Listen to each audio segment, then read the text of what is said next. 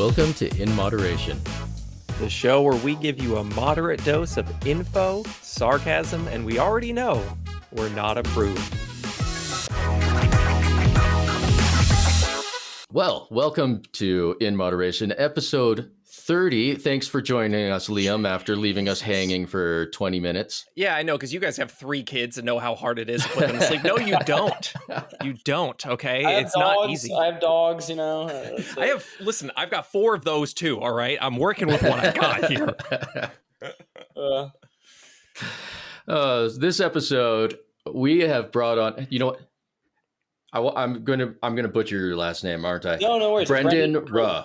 Rue? Yeah. Rue? Rue. Is that what it is? I never knew. I never knew it was Rue. Rue, you never knew it was Rue. Yeah.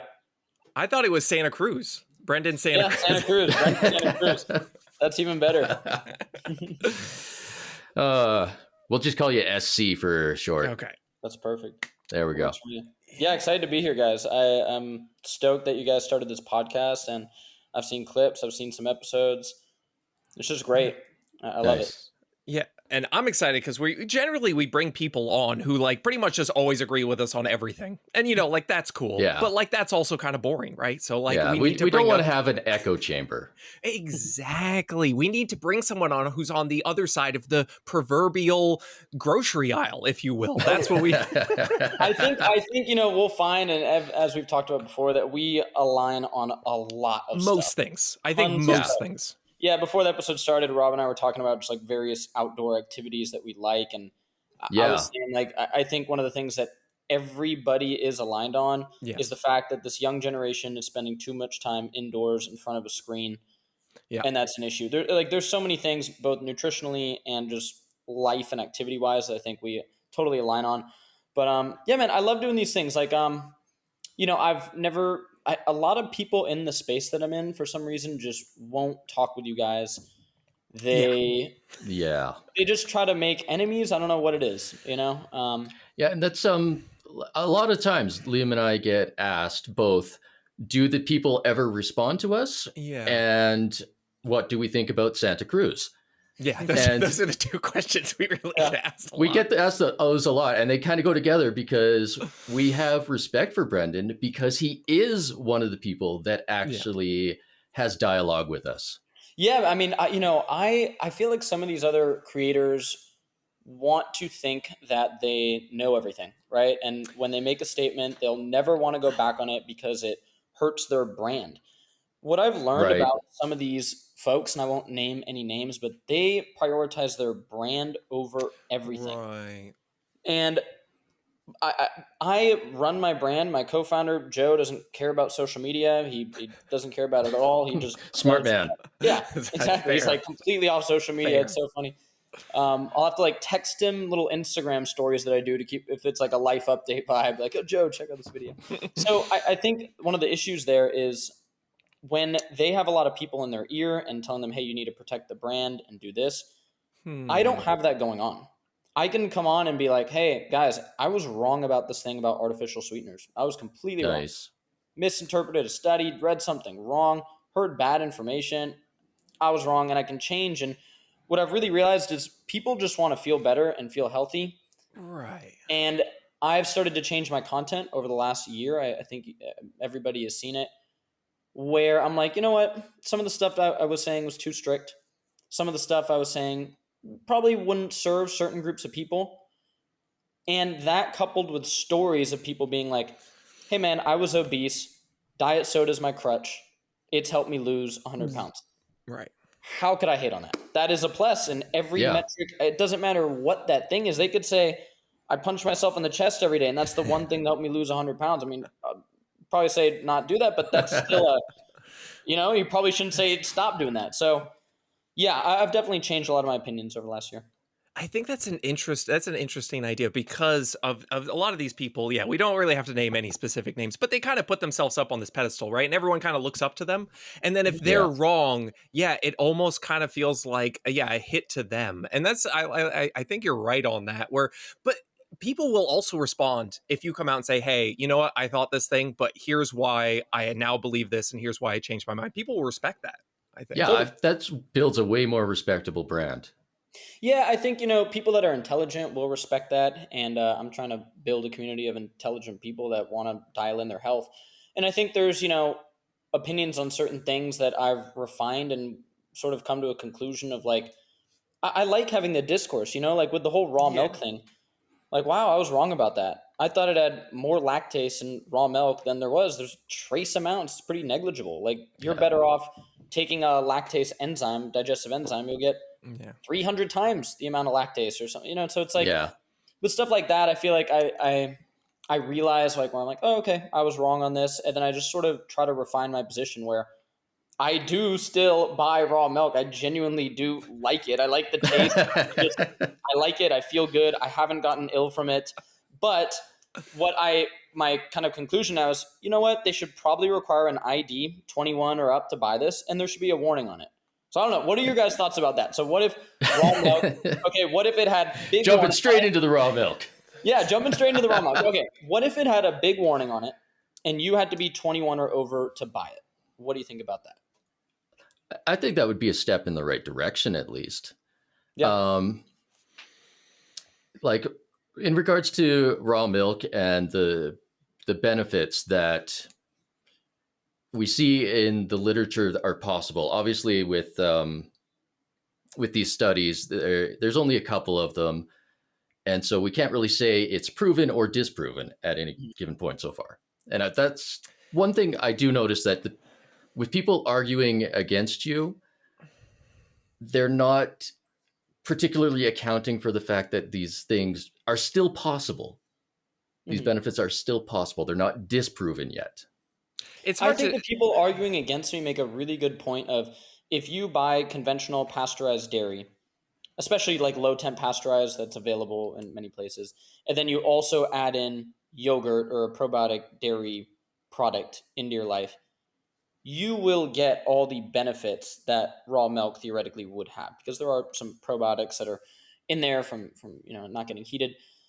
Where I was like, I do need to sort of like change my thing here is because people going and buying raw milk from some random person in the parking lot of a Walmart because they heard that it's going to enhance their health so much that it's worth it to do that.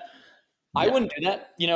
I wouldn't drink raw milk from just some random person, God, no. cow. And when I went out to that raw farm thing, and raw farm, I would definitely say is very guilty of, saying all these benefits of raw milk that haven't been proven. I think that's pretty fair to say.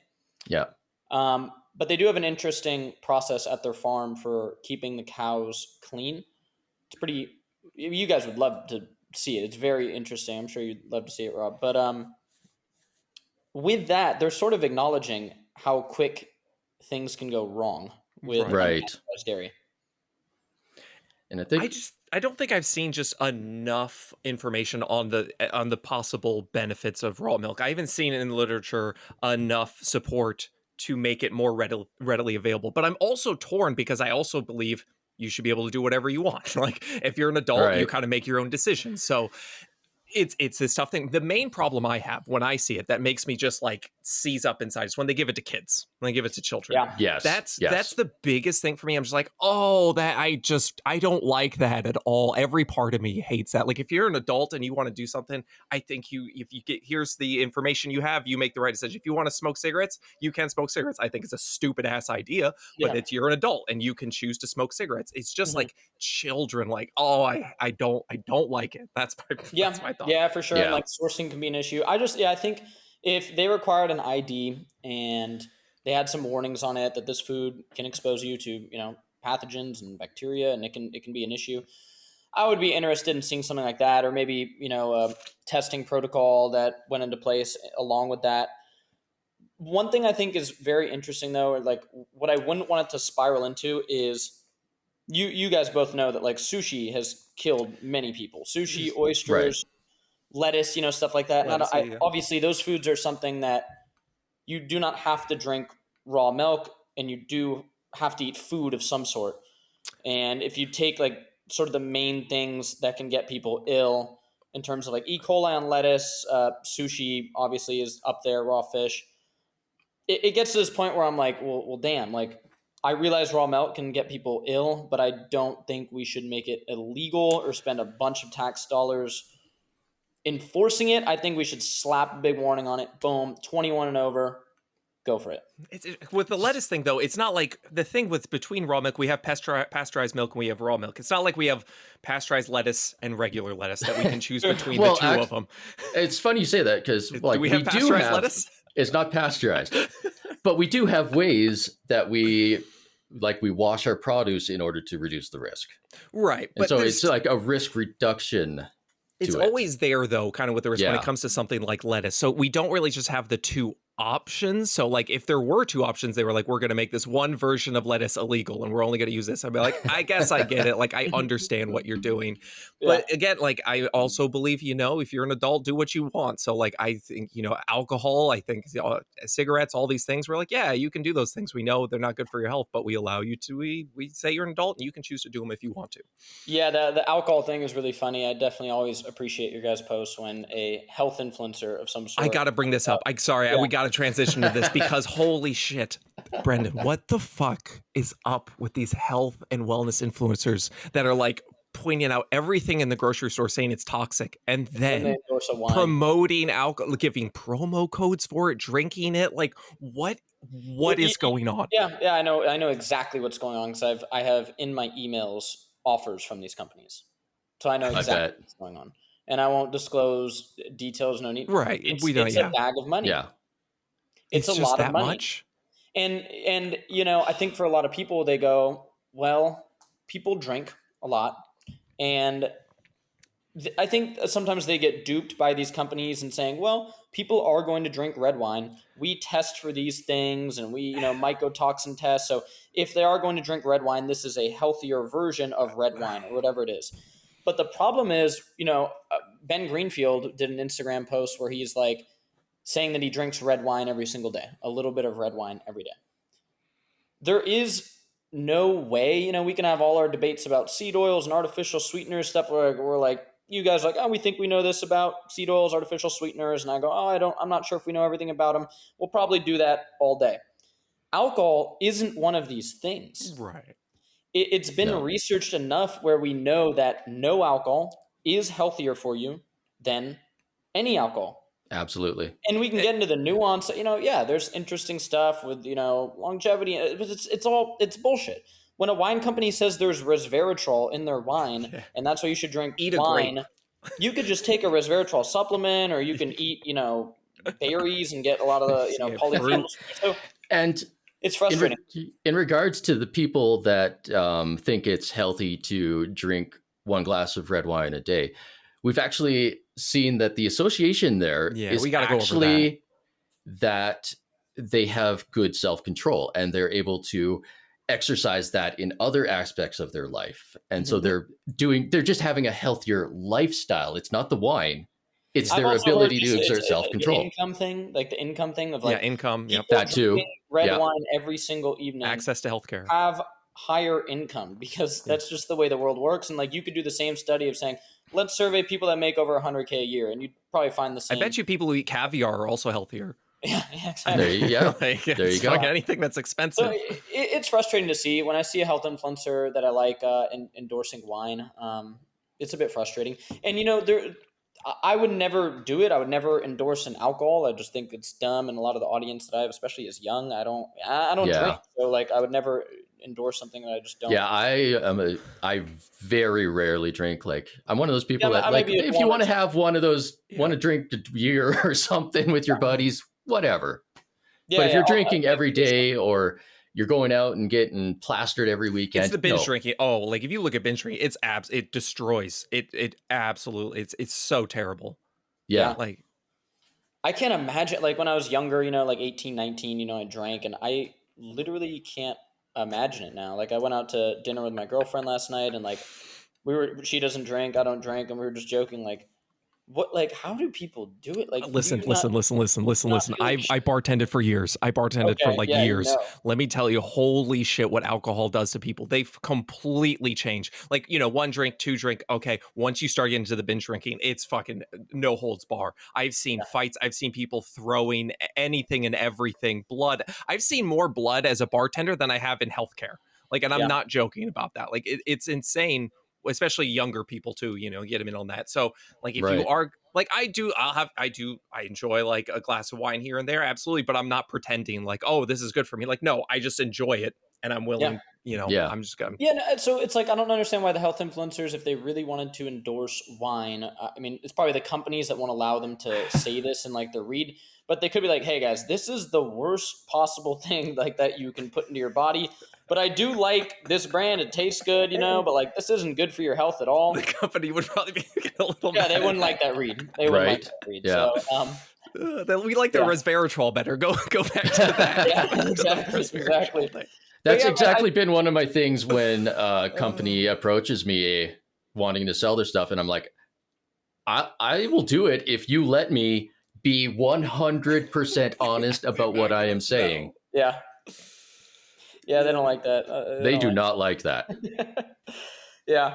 But yeah, the alcohol thing is just one of those examples of, yeah, health influencers gone wrong. If they're saying alcohol is healthy, it's not. Yeah. Yeah, I mean, I've seen It's everything. Recently, it's been tequila's the healthiest. Have you heard that from a few different influencers? They're like, it's because alcohol actually it's not actually the alcohol. It's a long story, but basically, yeah, they go and they say like, oh, if you're gonna drink tequila, and now I feel like we just kind of shift it to whatever else, like it's wine and it's Yeah. tequila, and then whatever company wants to pay me. Then next time maybe it'll be vodka. Who knows? Yeah, My exactly. favorite are the tequila people because they're also the people that tell you not to have GMO corn. Well, what do you think the tequila is made from? Yeah. That's so good. GMO That's corn. so good. Yeah. So yeah, basically, if you're an adult, like, yeah, do what's good. Listen, okay, so I gotta transition to something else. I feel like you would know I'm more going to about full this. circle come back to raw milk by the end because Yeah, I we do can have go more back. to say that. But we can. Yeah. But I need to know something else, and I feel like Brendan, you'll know more than anybody else. Because you talk about our ancestors and you spent some time studying it. Did our ancestors not have plates or cutlery? Because every fucking video I get tagged in, it's always like, I eat like a human Cutting who's board. a human and I don't eat poison. And it's always on fucking cutting boards. Cutting Every board. single video, it's Yeah. always the cutting board. And like the food looks fine. It's like meat and fruit and avocados and eggs. I'm like, that's all great. But did our ancestors not have plates? Did they not? Also, did our ancestors not have spices? Did they not? Yeah, have I don't know. seasoning? I don't. Yeah, the spices thing. I've never rocked with the Saladino train on that. I mean, we sell Santa Cruz Paleo. We sell seasoning. We have Seasoning. blend 1 and blend 2 basic Right? seasoning. I've never understood that part of the no seasoning. The cutting board thing. Okay, here's what's happening with the cutting board. It is convenient. It's convenient. So you get the cutting board, you cook your meat, you put it on the cutting board. You slice up your fruit, avocado, whatever, fermented veggies, whatever people are having on those. You eat it up, and then you have one dish to wash. Maybe that's it. Oh, Maybe is that's that it. all it is? And let's be real, it looks cooler on the cutting board. Listen, It from does. an aesthetics point of view, you're like, you Yeah. put something on a cutting board, it probably looks better than a plate you got at Marshall's. Like, it looks cool. But maybe I should hit up some archaeologist buddies from UC Santa Cruz, figure out like if they have any like first plates, and maybe I'll do that. I'll flex on everybody in the animal-based community, being like, I just bought a plate from, like, I want that. There I you want go. that. I want to see like Nice. this plate was used thousands of years ago. Tag us in that when you make that. I'm sure they made a spoon. I'm sure there's been a spoon at some point made. No, and that's the most primal thing you can do. Like, I haven't washed it. It has all the bacteria from, years ago. It's good to go. Yeah, that would be hilarious. But yeah, the seasoning thing, and like, I mean, honestly, with Saladino on the plant defense chemicals thing, I've definitely tried to encourage. I've always had vegetables in my diet. Never taken them out. What I think is interesting. So I just interviewed a girl named Muna recently, and she had severe cystic acne. Like severe, she was really dealing with some skin issues. And I've heard this story so often. She went carnivore short term, helped her skin a lot. Then she went animal based. Her skin completely cleared. I've heard this story so much, I think you guys should really think about this. I think what's going on with a lot of these people is they're getting frustrated with the normal Western medical system, because they'll go to a derm, and there are dermatologists who are dialed in with this stuff. Don't get me wrong. Like, don't not go to a derm because you just think they're all bad. There's some amazing ones, and a lot are amazing and know about diet and gut skin access, all this. But for many people, they go to a dermatologist. I went to one when I was 18, and they told me, hey, diet has little to nothing to do with acne. I was dealing with acne and eczema at the time. And then they see, oh, this elimination style diet, maybe animal based, maybe carnivore, which I'm not a fan of long term. Definitely not. Right. Yep. They do that for a bit, and a problem they've been dealing with for a very long time that hasn't gone away, and they're being told the only option is, Accutane or whatever it is, or steroid creams, goes away. And so it leaves many of those people very frustrated at the system, right? Right. I'm trying to unwind some of that with being like, if you have some autoimmune condition or some gut condition, which we don't know everything about the gut, we know very little. We have known nothing about it. And then you fix, like, the goal should be to add foods back in. Yes, exactly. Absolutely. That's where we're all on the same page. Yes. For sure. And like, that's why I've really tried to lately be like, I eat all of the food groups. I don't eat a lot of wheat. I'm not eating a lot of soy and corn, but I won't, not dip my sushi. Do you not get any corn at Chipotle? The corn is so good with the Chipotle, though. It mixes so well. I mean, dude, I have tacos. When I go to Mexico, I go off on tacos. That's my treat. I mean, my fiance is Mexican, so there's definitely some corn. But mostly tequila. Yeah, that's yeah. What would you guys say about that though? So like that's something I've been encountering a lot. People going, oh, I fixed this issue. My eczema's gone. This is the way forward. Fuck the medical system because they told me this. What are you guys' thoughts on that? I do agree that there needs to be more training towards that in the medical system. Absolutely. Because absolutely somebody can have sensitivities to thing, allergies to thing that the doctor might not think of. Mm-hmm. And whenever somebody asks me about the carnivore diet, I tell them it's an elimination diet. Mm-hmm. By all means, if you are having problems with food and you think that it may be related to food, if medication's not helping you, whatever, by all means, you can try it. Mm-hmm. You maybe symptoms clear up. But as you said, the goal is to gradually put things back in, figure out what it is that was causing the problem, and eliminate just that. Because we know there are foods that cause. Look at the low FODMAP diet, where you're like, oh, you cut down on the onions, the garlic, whatever.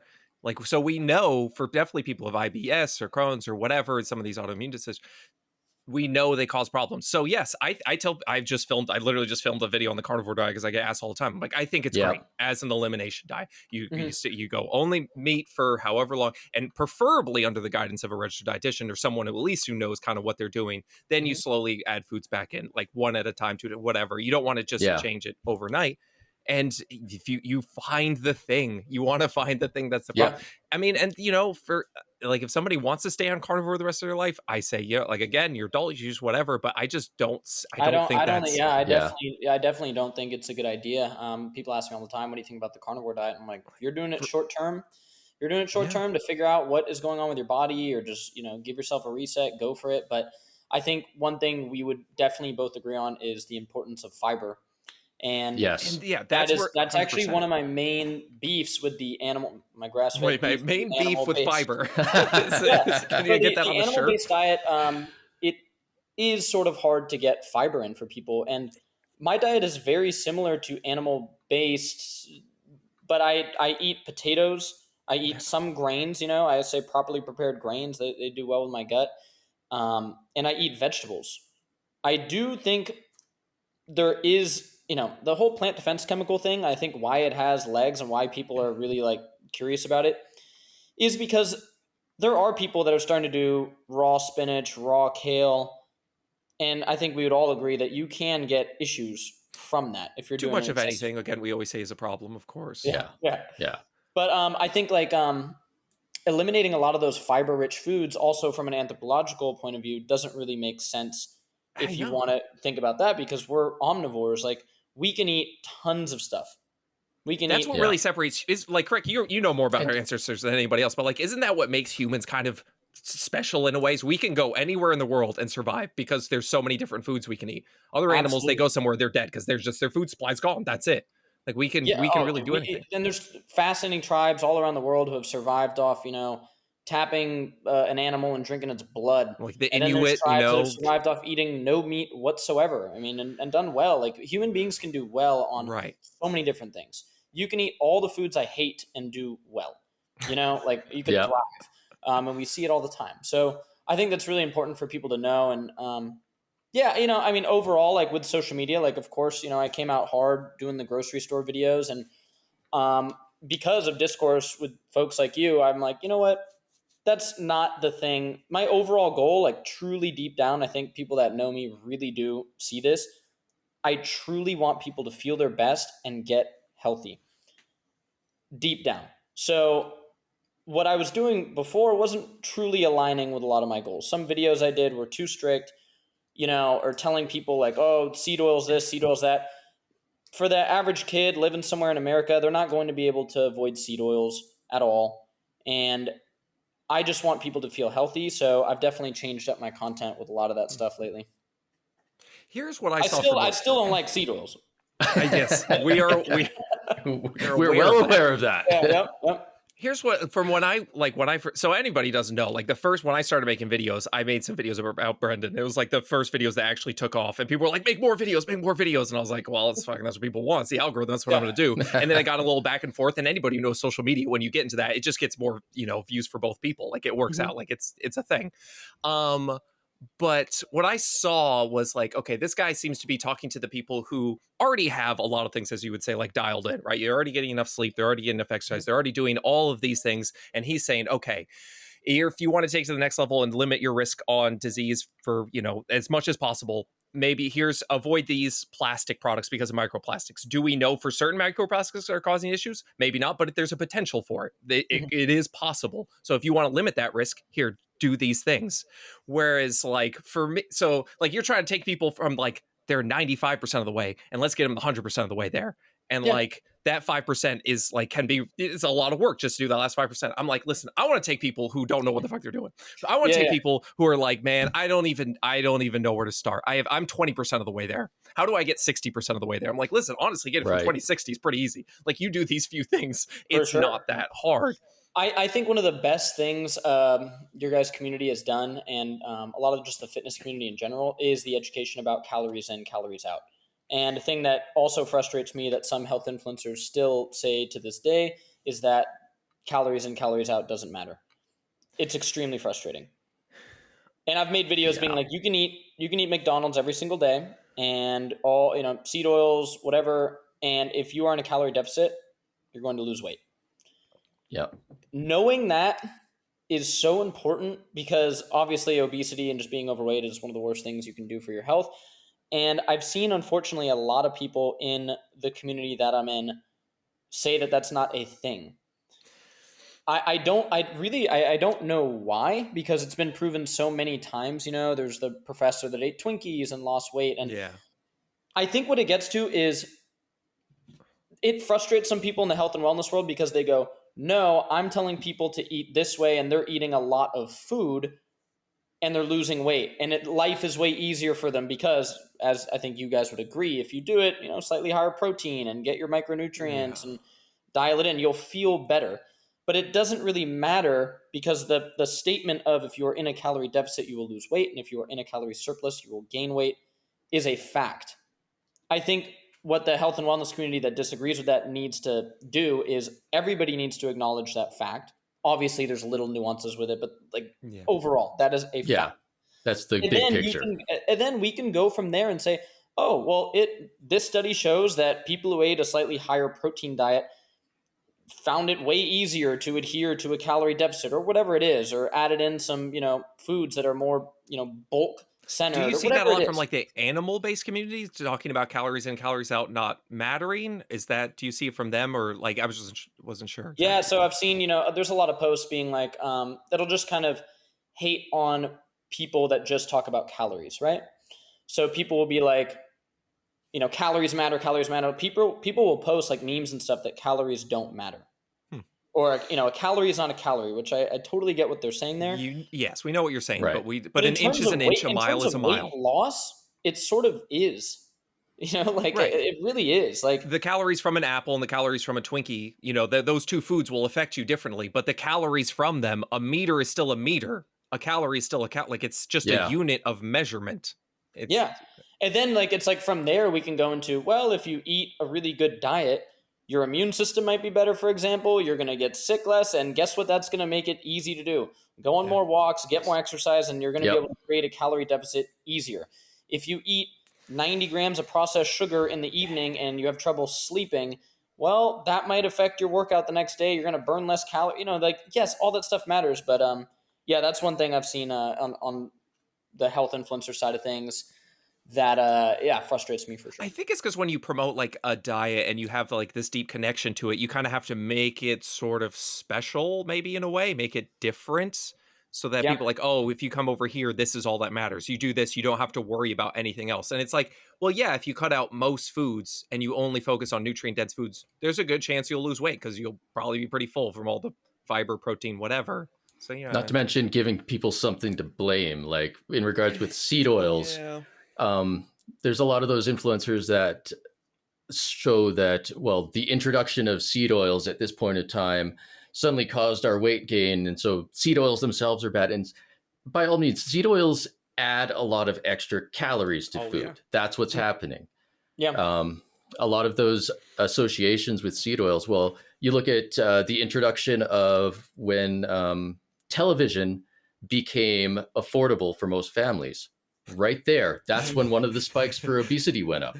When personal computers became affordable for families, there's another spike. Yeah, no, absolutely. Yeah, like those overall, associating that spike. And I mean, I would say, I think a lot of the red meat, large meta-analysis are guilty of that as well. Yeah, I know you've talked about this before. Basically, where people, we see these associations between red meat with something like, say, colon cancer, and it's also, but you also have to look at it like the diet soda. People who drink diet soda tend to be tend to have excess body fat because they're not trying to add calories. So having excess body fat increases your risk for various heart conditions and stuff. So they try and blame the diet soda. So there definitely is that possibility with red meat. Hey, are the people who are eating red meat, are they exercising less? Where are they getting the red meat from? Is it what, depends the source, of course. There's a lot of other factors. So for me, and especially when it compares, a vegan group to a red meat group. I mean, in today's world, the vegan group is oftentimes they're not smoking cigarettes. They are not drinking alcohol. They're exercising more. So I think it's interesting, but I think, for me, it's like if I'm going to talk about that and shit on some meta-analysis of red meat causing colon cancer, well, then I cannot shit on a meta-analysis. Or if a study comes out showing how bad artificial sweeteners are, and it's just a meta-analysis going, and some people are guilty of that. Soda, well, I can't have it both ways. And the seed oils thing, I try to make content where I'll occasionally eat seed oils because I don't want people to feel bad about eating seed oils. That's such a huge thing. Is a lot of those other influencers are making people feel bad because they just had some. I'm guilty of it a lot. I've definitely been guilty about it for sure. And I think what I've tried to do lately is I have video of me going to In-N-Out, I have video of me going to Chipotle, eating out at certain restaurants and showing guys. Like I just did one with an influencer in Los Gatos near here, and I was like, guys, I'm not going to order my food seed oil free or tell them I have some allergy. Oh, the allergy cards are so stupid. Yeah, it's so annoying. And anybody who's worked in a restaurant, it's like, no, it's annoying. It's insane. And so, I think that's interesting. And then I've also just been trying to highlight some of the actual research on seed oils out there. And it's like, they do lower cholesterol. That might be beneficial for some people. But then there's there's a researcher in Japan I think you guys would find interesting. He's a neurosurgeon, neuroscientist. He gives talks on this stuff. And his statement is basically he's worried that heating up seed oils, heating up canola, soybean, so when they're exposed to high heats, he thinks leads to contribute to Alzheimer's disease. Interesting stuff. I don't think we know. Like health, quote unquote health. Would he say the same thing about olive oil and stuff, or is he just saying it's just these seed oils? I recall, the study also found it in olive oil as well. Yeah, it's And more. Yeah, I think it's like um, the linoleic acid content when heated up. He has some interesting stuff on it. I would love Rob to dive into it because yeah, we briefly talked about it in comments at one point, and I did look at the study. And it's And important for me to acknowledge, like, a lot of that stuff is over my head. Like that. One of his papers he has there is extremely complex. Like, I don't know, and I also think Saladino doesn't know, and you know what I mean. Like, Gary Brecka doesn't know, and I think you guys don't know for sure, but you and I will all say like we don't fully know. Yeah. right. So yeah, I think it's interesting. Yeah. I mean, just from a personal thing, like if I eat a bunch of seed oils, personally, I don't feel good. That's just something I've noticed, but it could be with the food that I'm eating. It just Yeah. seems like, because where do you Well, get seed oils from? Like, where do most people get it from? You know, it's just fast these food. ultra processed fast food, ultra processed Yeah. foods that, like, if I And eat mostly that stuff, I feel like shit.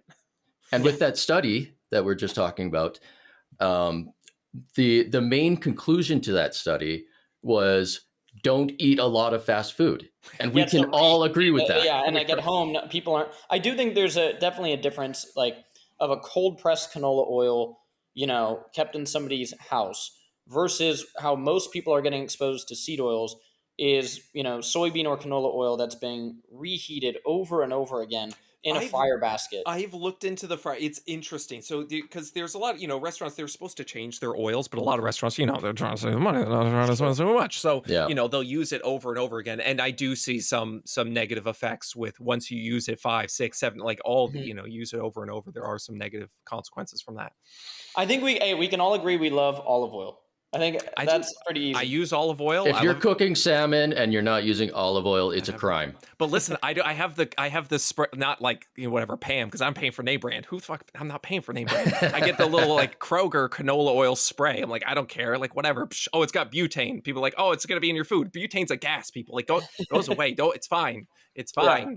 Just spray it, cook it, whatever. But yeah, I love olive oil. I use it. And do you guys eat like red meat and butter? Like, I use butter. Like butter on like sourdough bread with like a little bit of salt. Like, man, that's just like how you're not afraid to occasionally have seed oils. We're not afraid to occasionally have red meat and butter. People ask me about red meat a lot, and I'm always like, listen, I'm much less concerned with like, oh, how much red meat is too much red meat. I'm like, make sure you're doing the other things. Make sure you're trying to get fruits and vegetables and eat these other things. If you're eating so much red meat that it's pushing those things out of your diet, that's when I'm concerned, because I want to make sure you're getting the other things. Less about like, make sure you get less than this specific amount, I totally agree with that. One thing I've been saying a lot, and luckily I run the company Santa Cruz Paleo the way I do, where it's just me. I mean, Joe doesn't care. I have said so many times, don't buy supplements. You shouldn't buy supplements until you have your sleep, your workouts, your nutrition dialed in, and then you can look towards some supplements. If I could package up a good night of sleep into a supplement, I would be a billionaire. If I could package up a week of good eating into a supplement, these things that people are going towards without looking at the other aspects of their life is just, it's stupid. Because that's where people start a lot, is supplements. People start a health journey and they're like, okay, what supplement should I take? And we're like, we'll get there next year. Okay. Have you walked today? Like what's going on? When's the last time you ate a vegetable? A couple weeks ago, I think it was on my burger. There's a piece of lettuce. Like, plant defense chemicals, man. You got to watch out. I've been making a lot of Saladino jokes in my things. I don't know if you. Anytime I have a lettuce or carrots or anything, I'm like, Saladino fans, I'm sorry, turn it off. Because we could do that with meat. We could be like, oh, meat has heterocyclic amines and you shouldn't eat it. And you can pick apart any food. It doesn't matter. So when you're like, oh, phytic acid in oats, I'm like, oh, come on. Like, it's oats. Shut up. The term plant defense chemical is such a big pet peeve for me, because for the plants, they're not defense chemicals. Like phytic acid is where seeds store phosphorus for germination. It's a life-giving chemical for them. Yeah. Yeah, I think the plant defense chemical thing is just, I don't know. It's gotten too much. I don't really know why he's stuck with it, honestly, like for his brand. I mean, I think, if you listen to Saladino debate Dr. Allo when they had the debate about heart disease, cholesterol, it's like Paul is very smart. Like if you listen to that debate, I think anybody who listens to it will be like, damn, like he makes some really good points here. And he's obviously he's gone deep into the research. But do you think he's just connected to the plant defense? Like he started off with that and he's sort of been tied to it. And now he has to stick to it. As you think like that's part of it? I think that's definitely part of it. I think legit Paul has like an extremely sensitive gut. Like I'm not joking. He just did a post on his podcast. He said he like tried to reintegrate white rice and like I saw that. Yeah. off. And I think that's a big part of it because I think he's, sort of like being like, okay, I'm trying to reintegrate this food. It's not working with me. So what in this food can be an issue? And he highlights some stuff that, can be real, if it's consumed in like crazy high dosages. Like if you're cranking a bunch of raw kale, you can have oxalate issues. Sure. So he's like, well, when I eat kale, I don't feel good. So what in this kale could be causing that?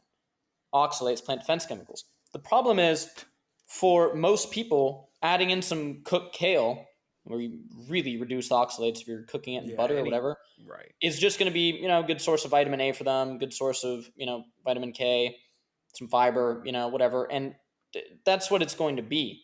So I don't know, man. I definitely have some disagreements with Paul. Just overall, plant defense chemical thing is a big one. Yeah, and in regards to Paul trying out rice and some of these other things, another reason why you shouldn't be going carnivore for an extended period of time is because the gut does adapt to that. And then when you try to reintroduce other foods, it's going to have trouble with that. That's why the Inuit can survive off of all of these seal blubber and all that stuff. Whereas you, if you went and did that, you would have so much trouble because you are not adapted to that. Yeah, for sure. And I think like that's obviously like coming from like an anthropological background, like everybody's different. And I think that people who function like better off having more plants. And I think a lot of it comes down to fiber content as well, because like you just said, we can all at least here agree that fiber is beneficial, but boy, howdy, I'll fucking tell you. I talk to people and they're like, when I eat fiber, I feel worse. I'm like, well, how much fiber are you eating right now on average? Like nearly none. And then when they do eat fiber, they go ham with it. They're adding like all these beans and everything like that. And then you see people like Paul saying like, oh, plant defense chemicals. I'm like, or was it the fact that you just had a ton of fiber that your body's not used to and that totally messed you up? Like that's, there was a very recent study came out just last month, how people, particularly in cities, are actually losing the organism in their gut that's responsible for breaking down cellulose.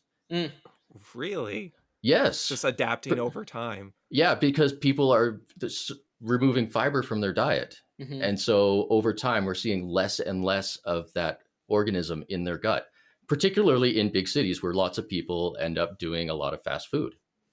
That's interesting. That's very interesting.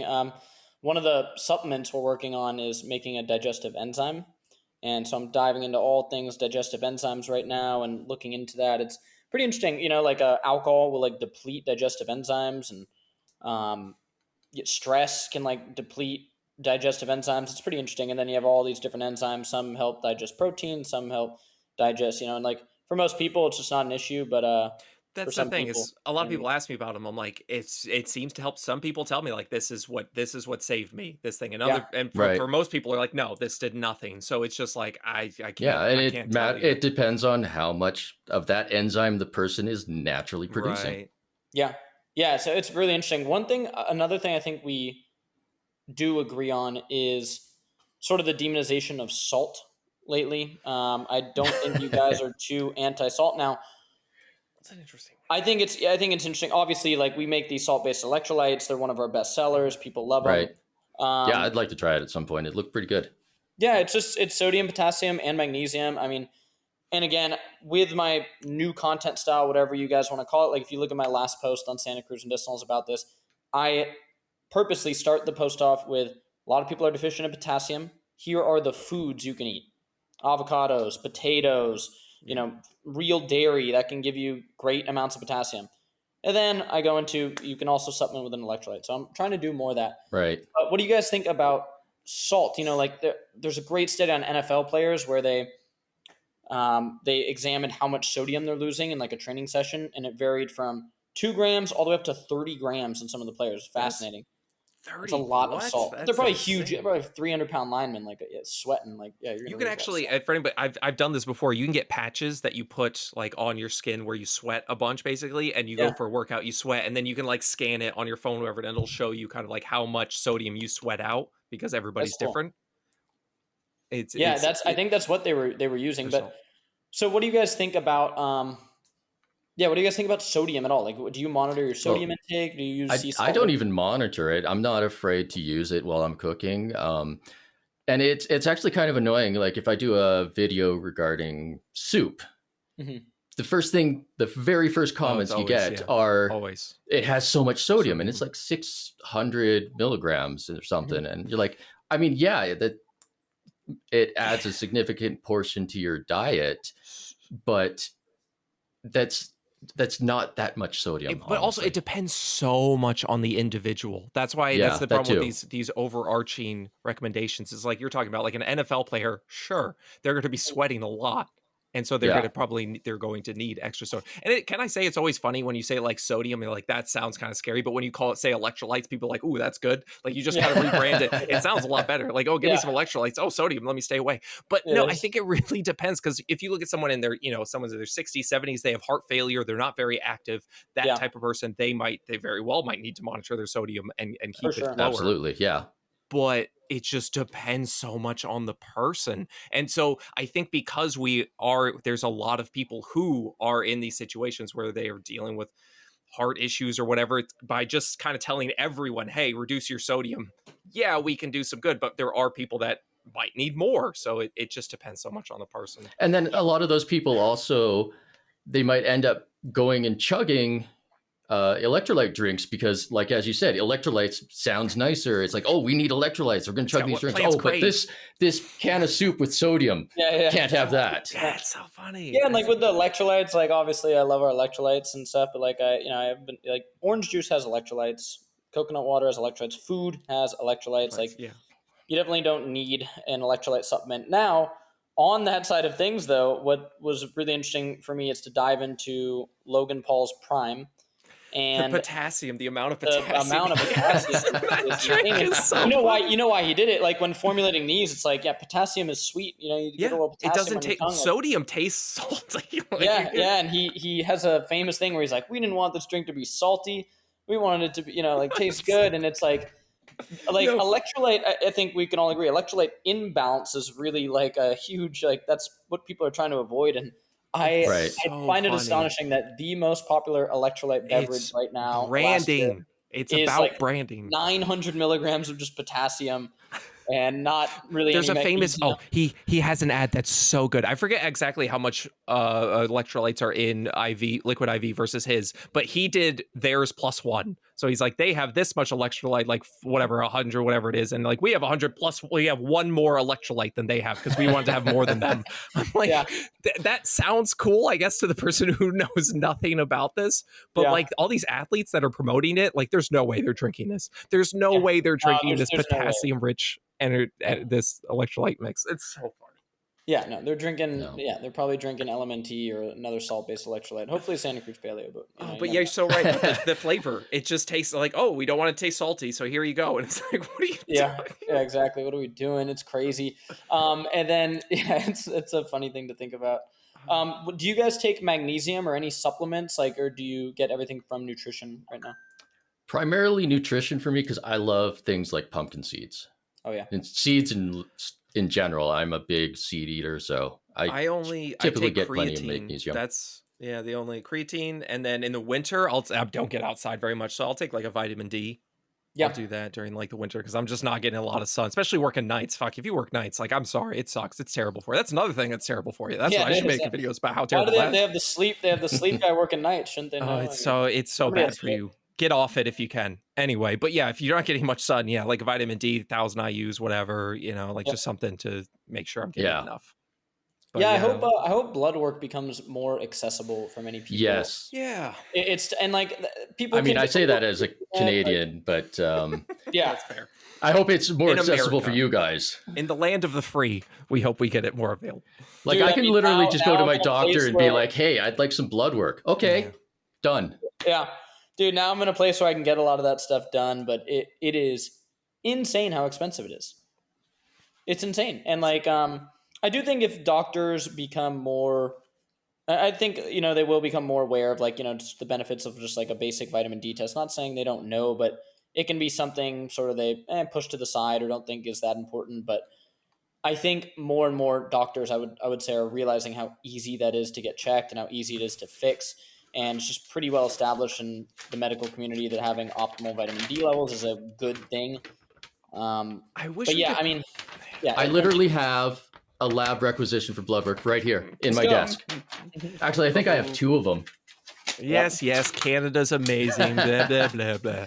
I Canadians. do hope we push more towards that and get away from, because this is another thing I think we all agree on, or at least I definitely I know I do. Greens powders. God, I get asked Yes, about yeah. those things so much, and it doesn't matter how many rants I've done where till I'm red in the face screaming about how I don't like them. People still ask me about like, oh, Bloom and this and that, and I'm just like, it's so overpriced for what it Oh yeah, is. so I have emails from some of the top greens powder producers out there, and usually you're looking at about $3 to $4 for like a thing, Yeah, is that and that's cheap. And like why they are able to do what they do is they have tons of margin in that product. It's basic right? Because they business. sell what, 30-40 bucks, something like that, Yeah. easily. And you know, I have emails from a company basically saying, yeah, we get like vegetable byproducts. Like they're not putting, you know, the broccoli. You're better off eating broccoli on the shelf because that's beautiful broccoli that made it to the shelf. You know, who knows? I would love to run a mycotoxin test on like some greens powders out there. I don't know what's going on with them, but I think for a lot of people, like they just view it as like this drink the way they market it is this drink gets you, it covers your bases, is Yeah. what Athletic Green says. Yeah. Covers your bases, it gets you everything you need, and that is very, very appealing to people.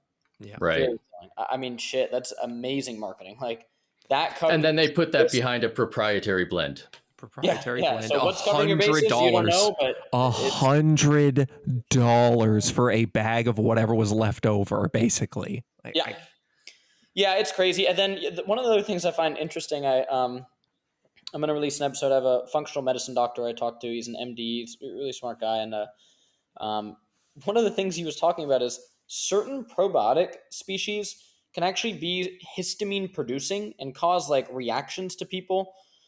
So like he's like these products that dump in 40 probiotic strains because they want to tell people we have billions of, you know, bacteria in there. You want the number as high as possible. Yeah.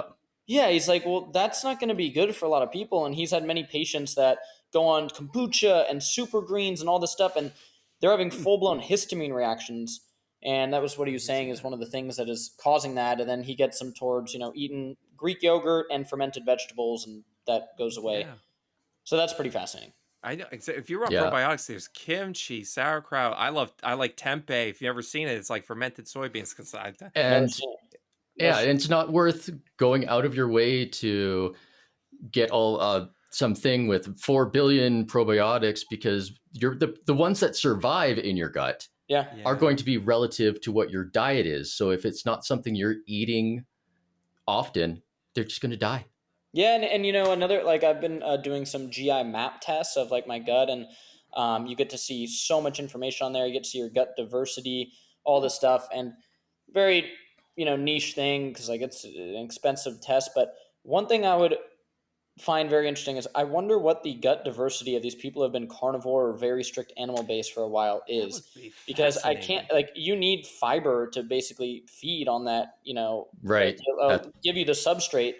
And like if you're not eating foods like sweet potato, you know, I eat a lot of potatoes, carrots, you know, veggies, fruit, obviously. So I eat a good amount of those, and like I have good gut diversity. But I wonder what it would be if I cut all those foods out. And the fact that they say it's like fiber's non-essential. I hear that all the time. Like fiber's non-essential. You don't need it. I'm just like, of all the things, like, listen, I don't agree with like demonization of like Oreos and stuff. And I'm like, okay, listen, we're eating like 60-70% processed, ultra processed foods in America.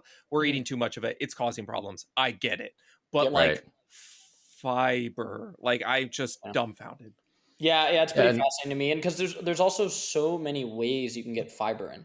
So like if we sat down to dinner, I might not eat a bunch of your whole grain bread, but there is hundreds of other foods that have fiber. Yeah. Like the fact that you can't find some foods that work well with your gut, like anything. I love sweet potatoes. Like they're so rich in so many nutrients. They taste absolutely delicious. What was I eating last night, Rob? I put sweet potatoes. I like beans. I like corn. Now, I know you're not a super fan of those ones, but I love me some beans and corns. Put that right on sweet potato. No, I mean I don't mind. I don't mind beans. I made a chili recipe recently. Threw a bunch of beans in there. Did you? Oh, nice. Yeah. I think in that video, the video was actually a while ago because I was in Tahoe in the winter snowboarding. We did a chili with my buddy. Had some elk, actually, that guy I was telling you about that was always hunting. Interesting. And so we did like a grass-fed beef elk, and then we did the elk, and then we did the beans in there. But I was like, I shouted you out in the video, like just briefly. I'm like, shut up, Lance. You know, I'm eating beans.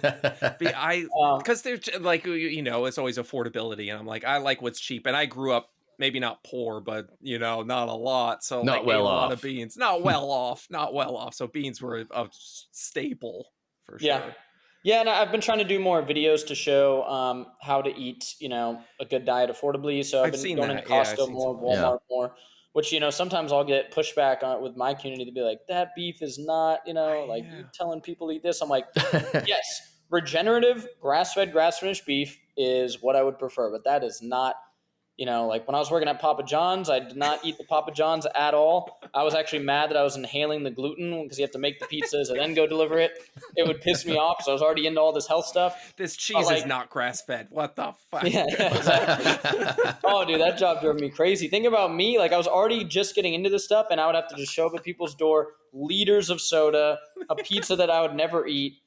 And then I actually became one of the first DoorDash drivers ever. Really? So this was in Palo Alto. I'm leaving the Papa John's in Palo Alto to go deliver pizzas. And this dude approaches me and he goes, hey, I'm like, what does this guy want? Like, what am I about to get robbed? What's going on? And he goes, hey, my name is Stanley. I just founded a startup called DoorDash. You know, like, he's like, we're right across the street. They're operating out of a house. And he's like, I can make you more money than you make at Papa John's doing deliveries. I'm like, let's go. I don't care. You know, like, and I met with him like a couple days later and wow, I should have got paid in equity if I just said, give me 0.001% of this thing. Oh, wow. Yeah. Messed up there. But that was a random sidebar. That's great. I love it. Yeah. Perks of being in California, fucking venture capital, like all these companies starting up. Exactly. And then I wanted to ask you guys, and I'm like flipping the interview on you guys. I don't know why, but what do you guys like to do for exercise lately? I've seen Liam, you do obviously some stuff in the gym, but like what do you guys do there to stay active? You're both in great shape. What do you do? You want to go first?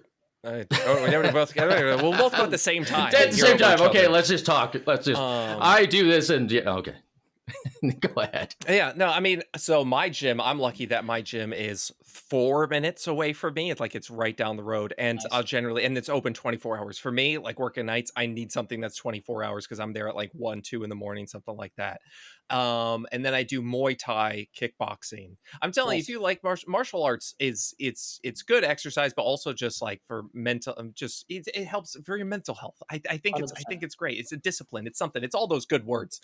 I enjoy that a lot. And then everything else, but like I try and just stay more moving. I have my daughter, so take her for just like walks. Just go outside. I'll carry her around because listen, she is 6 months old and 24 pounds. She is the chubbiest baby ever. So, I just try and move that. And even in like my gaming, like I'll get like a VR or something like that gets me moving. You'd be surprised. I'm literally like in my boxers, just sweating, like just out of breath. I'm like, this is stupid. All the fans in the house blowing at you. I literally have big box fan. That might have to go on a different website, but maybe that's for the OnlyFans. Exactly. That's what coming at you when TikTok gets banned. And so yeah, I mean, I just try. I mean, I tell people like whatever little thing it is that you find like sports, I love it, especially like in the summer. I love beach volleyball is like my favorite sport. I absolutely love it. So you just kind of have to find what works for you. Yep. I got to play beach volleyball on a sandbar on the Rios Madre, the river that feeds the Amazon River. That was an experience. Awesome. That's fun. Beach volleyball's the shit. For everyone out there, I'm telling you, try just like diving in the sand. Like I'll dive for stuff I know I'm not going to get because I'm like, I just like to dive in the sand. It's fun. Like, I feel like I'm too short for beach volleyball. Like I made a basketball video recently, and like Like people are roasting my jump sure shot. You got some comments on that. I was like, listen, guys. I'm 5'8". I quit basketball in high school, and it was probably a good decision, you know. Probably for the best. But I still play basketball and beach volleyball for fun. It's a sport. Yeah. You get exercise, you have fun, you connect with others, because I think that's something we leave out a lot in health. Is just having a supportive community. Like you look at like blue zones. I'm sure we're all a fan of the blue zones, and everyone debates what's going on there. Like one thing they definitely have is community. Like 100%. We could all debate how many eggs and fish. Whatever we get to, why do we get to like these tiny nuances all the time when it's just like, come on, can we focus on the macro? Like just having this positive community around you and just moving throughout the day, whatever it is. Like those two things are so much bigger than are eggs healthy and how many. Like it's like that's what I have to say about it. For me, I get a couple workouts in every week. I work out with a client, so whenever he's available, we just hit the gym for an hour. Nothing fancy anymore, but I get a lot of exercise in because I'm a DIYer. Yeah. And so I will be doing a lot of building, and there's a lot of shelves and various stuff in here that I build myself. And as we were talking about before we started recording, I also have spent like a third of my life camping, and not glamping, actual camping. And so like lots of chopping wood for fire. I love going out on the water in a kayak, doing some fishing. And I need to have when you're go ahead, finish, but I need to rant about something. Okay. It's been on my mind. I'm angry. So go ahead. And then of course I also have to walk Pippin, because if you have a cat and you are not walking your cat, what are you even doing? Because they're crazy animals. Put them on. What, you gonna put a leash on a cat? Oh, like it's a huge pet peeve for me. People will just throw their cat out the door. Like you get a dog, literally a pet peeve. Literally a pet peeve. You get a dog, and how you treat that dog. You're playing with it. You're taking it for walks. Yeah. You get a cat, and you like scratch it a couple times a day, and it just does its own thing. That's why people get them, because they're independent. And people think they're independent. The reason they're independent is because everybody's ignoring them all day. Fair enough. Yeah. No. Whereas cats actually are fairly social, and you can train them to do the same things as dogs. I've got Pippin right here in front of me on a thing, just chilling while we're talking. I am upset because at my work, okay, listen, they have in the basement, there's a gym. It was an old ratty gym. It still worked. It was fine. I went down there all the time, before work, after work, whatever. It had the sheer basics. They just redid it, and it's immaculate. It is like so nice. They have a goddamn small shuffleboard in there, like ping pong, all sorts of shit. You showed me the picture, and I was so jealous. So like, I'm telling you, they have one of those mirrors that you're supposed to like do whatever the mirror's doing. I don't know. It doesn't matter. I just like that they have all these other equipment. And I went down there, and I got in trouble for working out because apparently it wasn't open yet. I got emails about it. And my manager's like, you can't go down there. Apparently there's legal issues and they can't open it yet. And I'm like, okay. So what you're doing is you're not allowing people to work out because of some, like, I'm sure somebody's going to sue because of this or that, or warranties or some bullshit. And I'm just like, dude, like having a gym in like a workspace is such, like, it doesn't cost the company that much, and it's you're saving on health insurance. They're working out, exercising. Like, come on, like, just open the gym. So I'm angry. I'm mad. My gym they closed it back up. I wonder how much money we would save in healthcare if we made like an actual big push. Like people were like, I think the last like person to really do it was Michelle Obama. Like she really did push like healthy eating and like exercise like a bit, but not like that much. Like I'm really wondering when somebody's going to step up and just be like, I'm astonished during COVID, like nothing. I mean, I know they couldn't really like push certain things. It must be a nightmare working in government. So I don't know what that's like, but like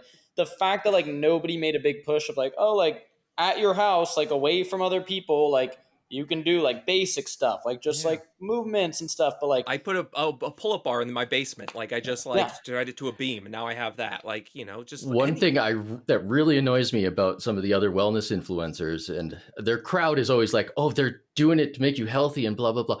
Not once do they ever tell you go get some exercise.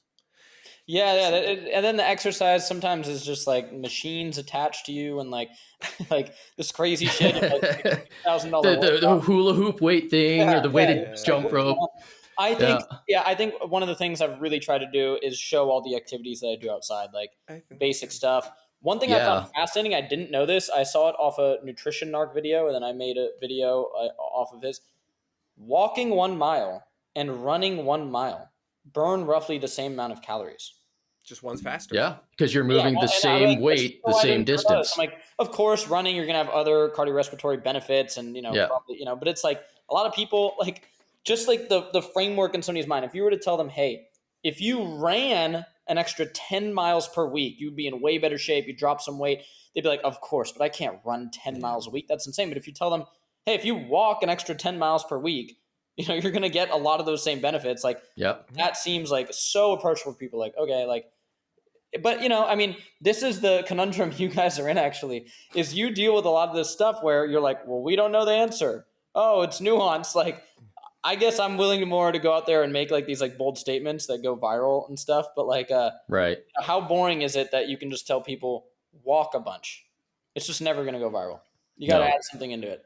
Maybe I'll do that video because I do walk in the morning with a tennis ball and I bounce it just it gets my mind going, whatever. Maybe I'll do a video on that. Maybe that'll make walking. I find for me, like listening to like a podcast, like there's a few podcasts I like. I'm like, oh, I'm listening to them. While I'm listening, what am I going to do? Just sit here? Am I just going to sit here and listen to it? Like, why don't, like, if it's, as long as it's not freezing outside, it will go to whatever. Just like find something you enjoy. And sometimes when I'm working at my desk, I invested in the little treadmill and a standing desk. And I'll just do a light walk while I'm sitting here working, or standing here working, I guess. Not to mention, like, just, I love going out to the mountains and just hiking. And all that is just walking. I mean, it's walking uphill a lot. My goal now is to get you guys out to San Diego at some point. We're building a new podcast studio out there, and we're going to go surf and then do a podcast. It's going to be fun. Nice. Sounds terrible. Likewise, I got to get you out to Alberta, and we are going to hit up those mountains. Yeah. We'll go moose hunting and I like, again, going back to the red meat, I wouldn't be worried about having some moose, right? I have had moose, obviously. Yeah. And people ask me all the time, like, am I vegan? Am I plant-based? I'm like, no, I just like, I don't eat a lot of meat. But yeah, if I go somewhere and there's like a restaurant or some like gathering or whatever, I'll eat whatever. Yeah. But like, that's just for me, like you have found, right? Like, Brendan, you're focusing on, meat and, various things like that. Yeah, you'd feel your best. Like eating lots of beans and like oats and peanuts. Holy shit! Like the amount of nuts I eat is stupid. Like it's a dumb amount, and that's why. Oh man, when the influencers come after like peanuts for like aflatoxins and stuff, it drives me insane. We used to have one of our first products was Santa Cruz Paleo, was a trail mix, and it was so amazing. Really? It was a trail mix with nuts roasted in coconut oil, of course, because most of them do have seed oils. And we put stevia sweetened chocolate chips in there, and the product was rocking. And then summer came around, and those things started to melt like crazy. And Amazon started to hit us up and go, "Hey guys, you're shipping people just like bricks of it." It was horrible. That sucks. And so we put the product, and then to add the freezer packs into it, it makes them so expensive. It was just I bet. Hey, I'll push some products that are higher end, expensive, but I'm not going to sell a trail mix for like $35. It's not going to happen. Like, I think it was $15 for like a 2-pound bag before, but you guys would have loved it. Yeah, I've loved trail mix. Yeah, if you got some left over in the back of the warehouse, bring them out. It's just it's so delicious. Throw it in a grinder; it'll be fine. Yeah, exactly. So yeah, but I gotta run. I'm gonna get home. But anything else you guys want to cover? Yes, I want to go back to the raw milk. I still have more to say to that. I was talking about the benefits of that. That's a main point for people talking about raw milk, obviously. Mm-hmm. And if we look at the studies that have those benefits, if you want to, like, again, there's few studies, it's not proven, it's not disproven. If you want to believe that those benefits are there, or if maybe you've experienced them and you have your personal anecdote about them, those studies, they say that those benefits are also seen in boiled milk. And of course, boiled milk is higher temperature than pasteurization. Mm-hmm. And so there's one study that sums it up kind of nicely, that there may be benefit to having these lower temperature pasteurization, and that the benefit seems to be lost with higher temperature pasteurization. Mm-hmm. And so if you want to, again, if you believe in the evidence is there and that these benefits are a thing, then the optimal thing would be to have the pasteurized milk, not high temperature, but regular pasteurized or boiled, because those still see the benefits, but they also remove the negatives. Yeah, no, I think, look, I mean, like with raw milk, like I can confidently say, like, I definitely overstepped with my ideologies about raw milk. And like, right. I completely acknowledge, like, it can be dangerous, especially the ways that people are obtaining raw milk. Yeah. Then when you really look into the benefits, if you combine yogurt and pasteurized dairy, you're going to get all of the benefits of that dairy. So like, in my content now, like if I do happen to have the Raw Farms milk and I'm making a protein shake, what I write on my like Instagram stories and stuff, I just write like grass-fed dairy, because I am a fan of grass-fed. It's better for the environment, whatever. But that's what I try to phrase it as. I'm using grass-fed dairy. And I do, in a lot of my posts now, I drink there's a brand in California called Alexander's. I don't know if it's in other places in the United States, but they do that low temp pasteurized dairy.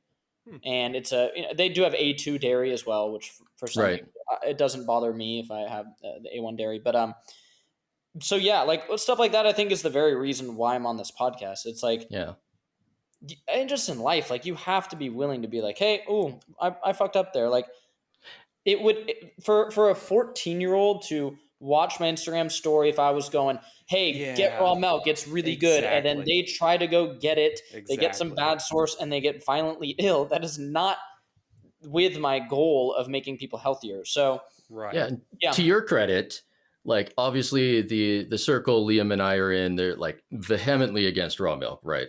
Yeah, you've experienced that. But if it wasn't for interacting with you and taking more looks at these studies and being like, okay, there maybe this low temperature pasteurization does have something going on. The possibilities there. Yeah. And so maybe like I still think, yes, obviously pasteurize your milk. But maybe if we went back from the high temperature back to a lower temperature pasteurization, there might be some benefit. Who knows? It's definitely something we should look into. I think the raw milk thing really took off because, like, let's be real, like now, like a lot of these foods and a lot of these ideologies have become really political ever since COVID. Yes. And raw milk taps into this thing of food freedom, the government telling you, not to get something. And it's just such a nuanced topic because I'm like, I try to make content on this. Like, I am not somebody who thinks doctors and big pharma are out to get you. If you listen to somebody like Brigham Bueller on Joe Rogan, who dives deep into it, he explains it very well, where he talks about how basically why you usually can't go to a doctor and get tons of lab work done, because these doctors can get in trouble basically through the insurance of being like, wait, you ordered all these panels for somebody that is healthy, that is medical malpractice. They can get in trouble. He detailed it in depth. And his conclusion is these doctors are not evil at all. There is a system getting built with medical insurance and all this stuff that will lead to some poor outcomes sometimes. But I really am trying to get people away from the idea that there are people smoking cigars somewhere trying to poison us. Right. It doesn't work. We vote with our dollars. You guys need to finally 100%. Socialize your medicine. Yeah. That would be easy. Yeah. So like, no, I totally agree. And I'm totally always willing to step back from a position I had if I feel I was wrong. Yeah. And I don't know why more people can't do that. Yeah, and it was very prevalent with the lactase in milk. Yeah. That's just I can't believe that gets pushed so much still. Like if there's lactase in the milk, that's being created by E. coli. So if there's lactase in the milk, it's contaminated with E. coli. Yeah. Yeah. Well, and then and then obviously with the artificial sweeteners thing, I've definitely taken my foot off the pedal there. It's still not something I consume. I think it'll be interesting to see what happens with studies on colon cancer and gut microbiome and artificial sweeteners. But people use them oftentimes to help them lose weight. Yeah. I can't really hate on that. And if somebody DMs me saying, and like somebody DMs me saying, oh, I'm drinking diet soda, do you think I should quit? It's like, I don't know, is drinking water very easy for you? And like, it's so easy to quit diet soda and like, you're not going to consume soda to fill that craving, like full sugar soda, yeah, then maybe try to quit diet soda. I might be a bit of I have like a harder stance there, right? But if that same person goes, no, actually the diet soda is helping me not drink full sugar Coca-Cola, sure, I have more of a hard stance with things, discipline and stuff, right. but that's what we tell somebody else. That's what Rob and I kind of appreciate about your channel. At least you can say like, hey, I don't personally consume this thing. I don't enjoy it, but if you do, and these are your reasons, here you go. Like, that's all we want. Like, we don't want anything fucking crazy here. We just want you to be like, everybody's different. Hey, you kind of do your own thing. I personally don't like this, and here's why. That's totally fine. And with the, I don't entirely agree with a lot of the creators that say that you can have 12 to 50 cans of diet soda. Sure. Like I definitely feel it's lower than that. And I haven't sat down to look into it too much, but I'm positive that they are not converting, like these things are always in rats, right? And I'm positive they're not converting from rats to humans properly, because it's not a 1-to-1 ratio. You can't just be like, okay, it's 100 milligrams per kilogram in rats, 100 milligrams per kilogram in human. It doesn't work that way. Yeah. And so I think that the numbers end up being a little inflated. Okay. Totally. Well, we appreciate you coming on, Brandon. Appreciate it. I'm going to go to the gym, and then I'm going to game later, because I do everything in moderation, like the podcast you're listening to. Hey, I was talking to Rob at the beginning of, I've made videos coming at people that go, some creators in my field have been like, can't play video games and be successful. And I'm like, I've made a video back to my buddy Squid, who's like a young entrepreneur guy, and it was me sitting. I tried to throw on like a Rolex and like jump in my a nice car, and I was like, I play video games pretty much every day. I play a game of Madden or a game of FIFA. Like, do you have Baldur's Gate? I don't have Baldur's Gate. Oh, you could have joined us. We live stream Baldur's Gate. Yeah, we're playing that. I'm not into some of those. Some of the video games. My co-founder Joe probably knows what Baldur's Gate is, but fair enough. Like I think what we're all saying here is like, be you is the most important thing. Have community. Yep. Exercise. Find some movement you enjoy. Yeah, put in some work on your life. Like, a lot of people know what they need to do. They know what they need to do. Yeah, we talk about that a lot on this podcast. Yeah, walk your cat.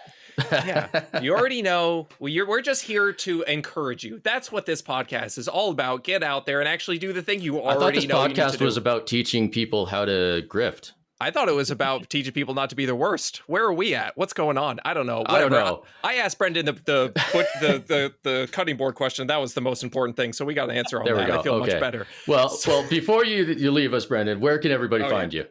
Absolutely. Yeah. They can find me at Santa Cruz Medicinals on, YouTube, Instagram, TikTok. And if they want to try out any supplements, it's Santa Cruz Paleo on Amazon. We're going to get our stuff in Amazon Canada soon, working on that. Canada. But yeah, I mean, like, I think your audience would like some of the basics we sell there: vitamin D, creatine, protein, all that type of stuff. And yeah, I really appreciate you guys having me on. I think this stuff is important. More people need to do this. This is literally what the world needs more of. Like, I don't agree with you. Yeah, exactly. I think a lot of people I teased that you were coming on here, and I think a lot of people are expecting a debate, and it's like, no, I wanted to sit down and just discuss. Yeah. You gotta a debate. Yeah, exactly. And like, you guys are extremely intelligent. It's like, if you wanted to prove that I'm an idiot, I'll be the first one to tell you I'm an idiot. And I think you guys are like, we don't know everything either. I don't know about that. I talk about how dumb I am a lot. I've done some pretty stupid things on my videos. I busted a safe with protein bars in it so I couldn't get the protein bars out. Like, I don't just. I remember that. That's funny. Yeah, stuff happens. Listen, life, you learn from your mistakes, and that's what's important. Anyway, thanks for coming on. Absolutely. Appreciate you guys so much. Anytime, and we got to get you out to San Diego on the Santa Cruz Medicinals podcast, and we'll eat some steak together probably. Sounds all right. I'll have some beans. And some, steaks and beans. All right. There we go. Right on. Let's do this. Thank you. All right. Hey, wasn't that a great time? Listen to the podcast. You were I'm assuming you were just listening to in moderation. So if you go ahead and hit the 5-star button, is that a thing? The like button? That's a thing. No. Yeah. The like button 5 on YouTube. stars. If you're on YouTube, hit the like button, not the dislike button. That's a bad button. The Bad like button. button. Bad Don't button. touch. Hit No all, so hit touching. all the other buttons, the share, you can go check Subscribe, out all those things. subscribe. Go check out our Patreon. We do have a Patreon. It's free to join if you want, or you could give us some money. That'd be really cool, like $1 or $2. It doesn't matter, whatever you have. That's where you'll find all the news for this. We're super appreciative. You can find all sorts of other stuff there. We do giveaways, I think sometimes, Sometimes. all that good. Yeah, absolutely. So, peace.